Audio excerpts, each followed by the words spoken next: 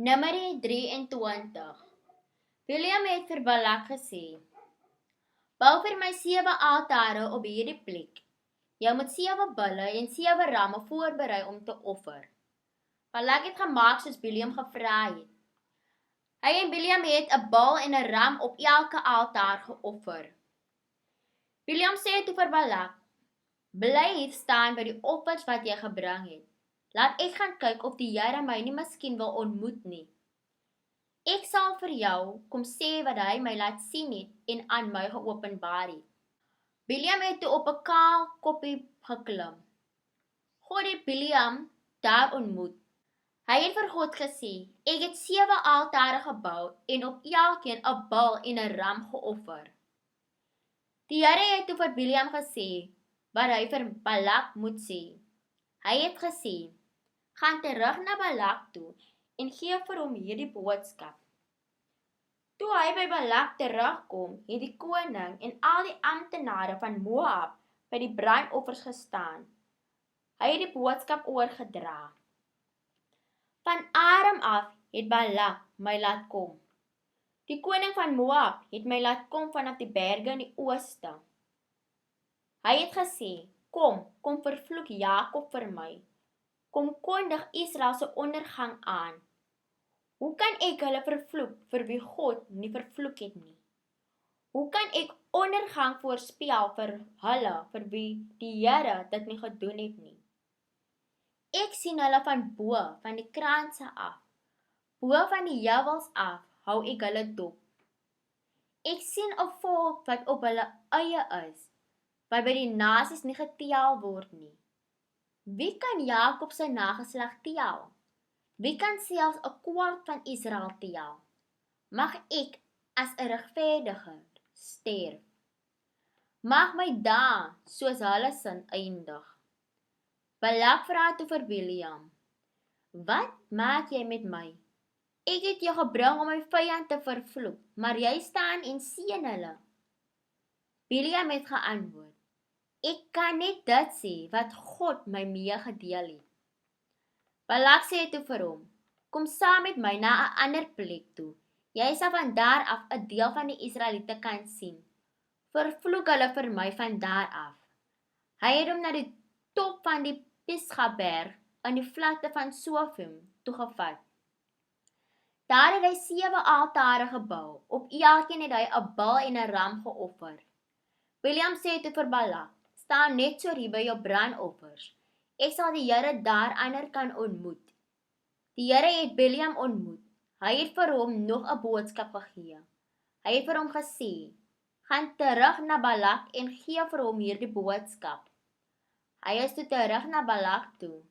Hy het saam met sy amptenare by sy brandoffer gestaan.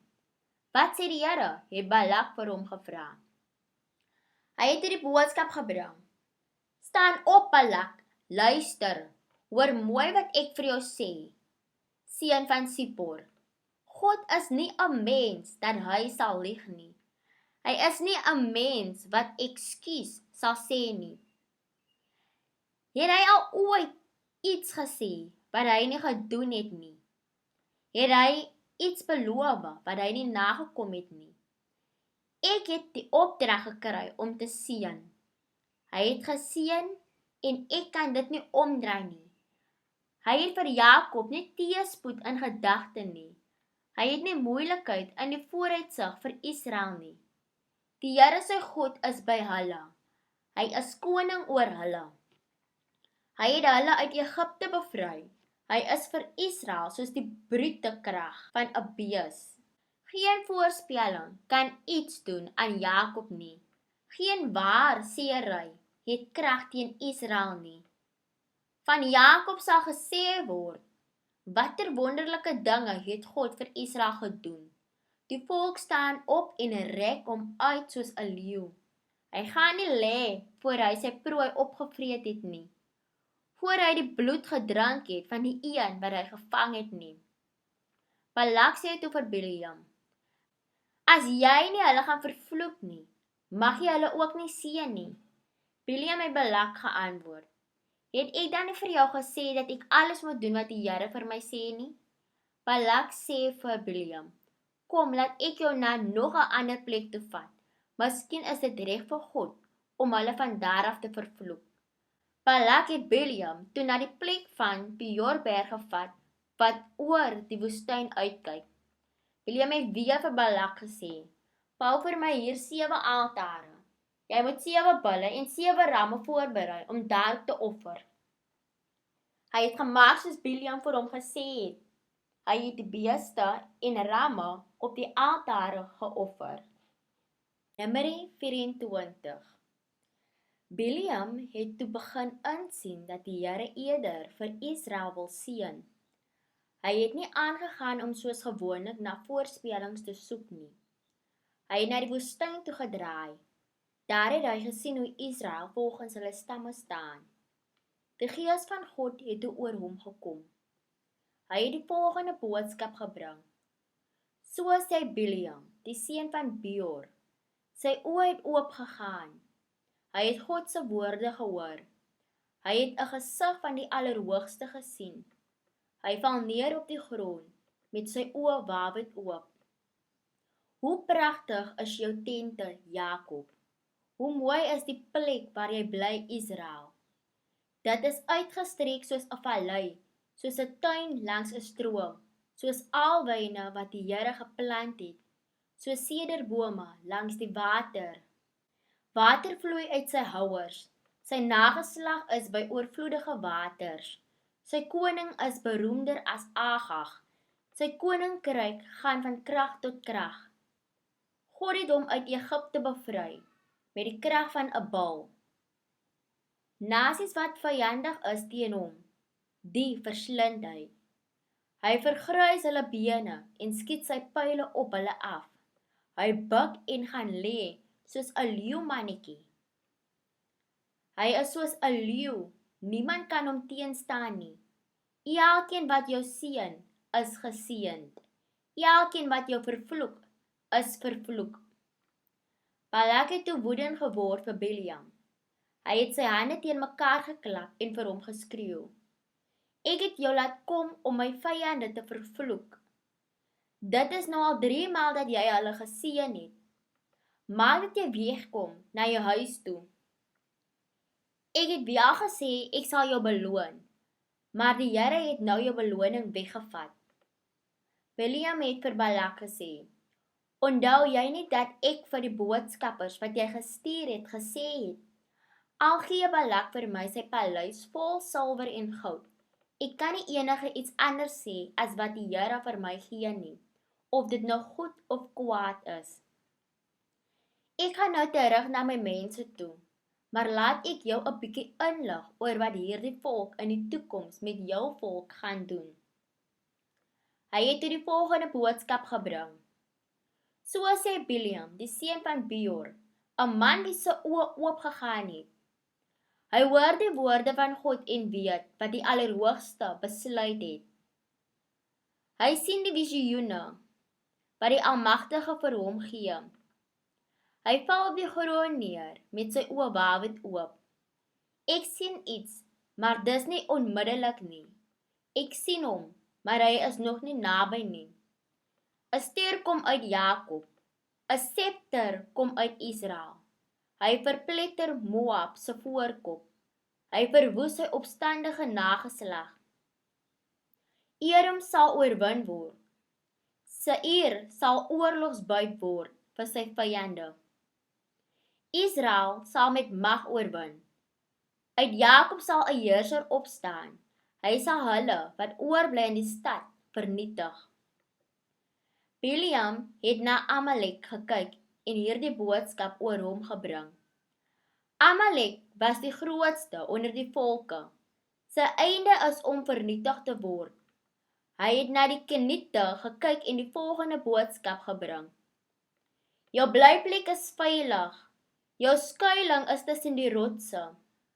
Kain sal egter verwoes word wanneer die Assiriërs kom om jou gevange te neem." Bileam het nog een boodskap gehad: "Wie sal kan bly leef wanneer God dit alles laat gebeur? Skepe sal van Siprus afkom en sal Assirië en Eber onderwerp. Teen die einde sal hulle self verwoes word.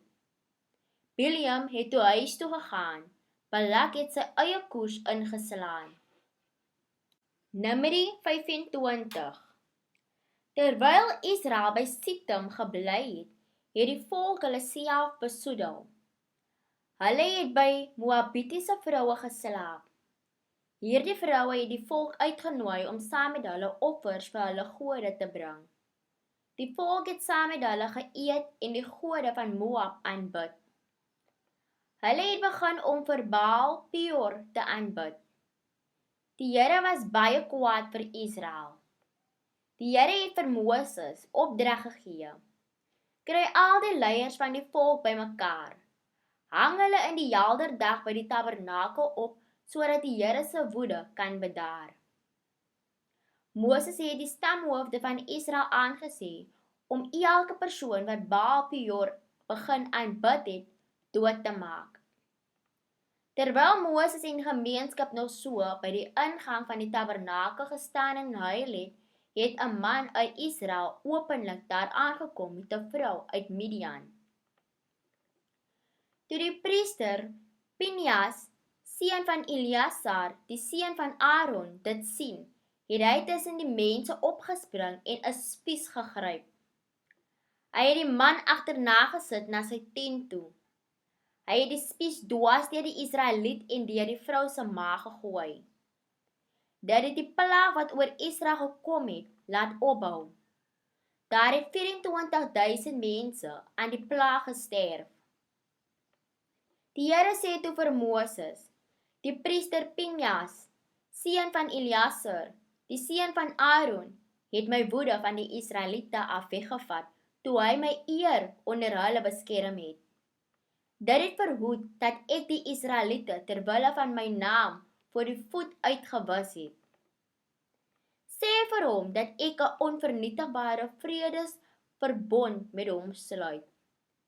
Volgens hierdie ooreenkoms sal hy en sy nageslag vir altyd my priesters wees. Omdat hy sy God se eer beskerm het, het hy versoening gebring vir die Israeliete.